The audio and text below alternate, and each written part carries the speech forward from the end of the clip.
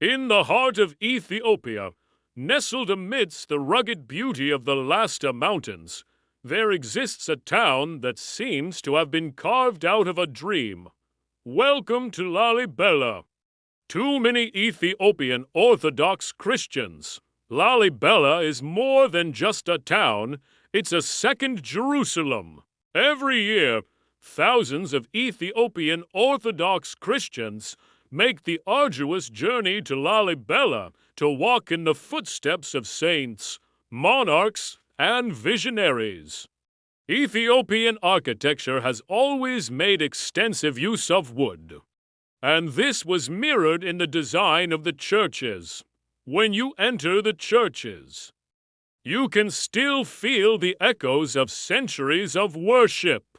The air is thick with incense, and the rhythmic chants of priests reverberate through the halls. And then there are the people, the barefoot pilgrims, who make their way to Lalibela, often walking for miles to pay homage to the churches. For them, Lalibela is a place of solace, a connection to their faith, and a journey that becomes a pilgrimage of the soul. Windows were carved in stone to mimic those wooden beams. Pillars and arches echoed the design of ancient stelae, and today it stands as a beacon of Ethiopian culture, faith, and resilience.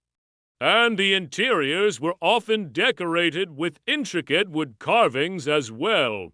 They're symbols of human devotion and the triumph of faith over adversity.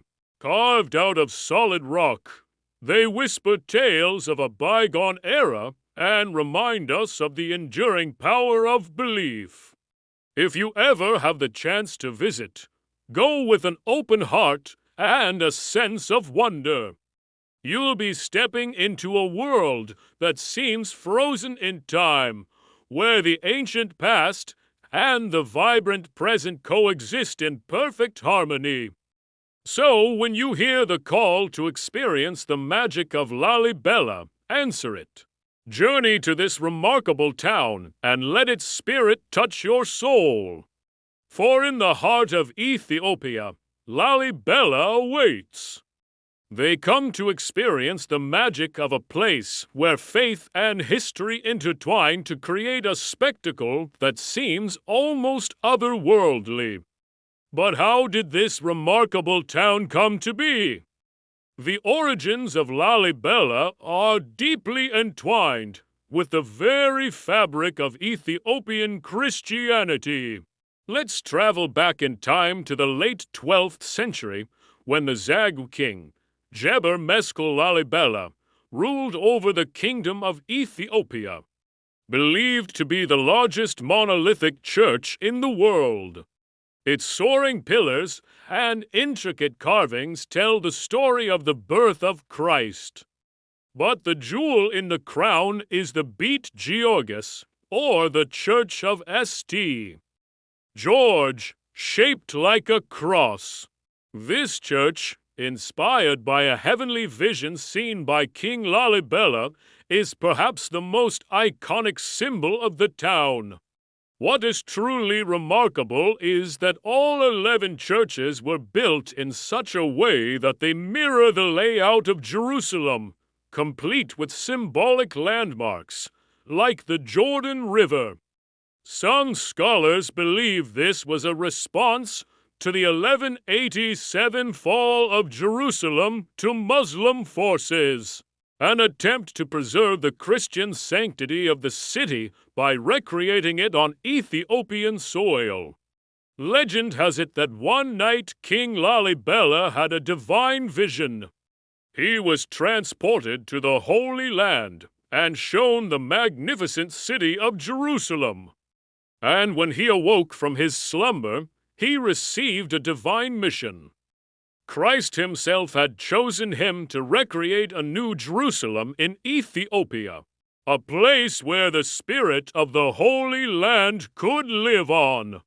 And thus began the extraordinary tale of Lalibela. But how does one carve out a piece of the Holy Land in the middle of a mountain? With unwavering faith and an almost otherworldly determination, King Leberles gathered thousands of workers, and for the next 24 years, they chipped away at the mountainside, carving out 11 monolithic churches. These churches weren't built stone by stone. Instead, massive blocks of volcanic rock were carved downward into the earth, creating a labyrinth of chapels, tunnels, and sacred chambers. The result was nothing short of spectacular. The heart of Lalibela is the Beat Medhain Alem, or the house of the Savior of the world. The idea of a monolithic church might seem unconventional, but it was deeply rooted in the cultural and religious context of the time. But Lalibela isn't just about grand structures. It's a living testament to faith, though Lalibela's creation took 24 years. Its story has lasted for centuries. Through wars and conflicts, it has survived. As you stand before the churches of Lalibela, you can't help but feel a sense of awe. These churches aren't just buildings.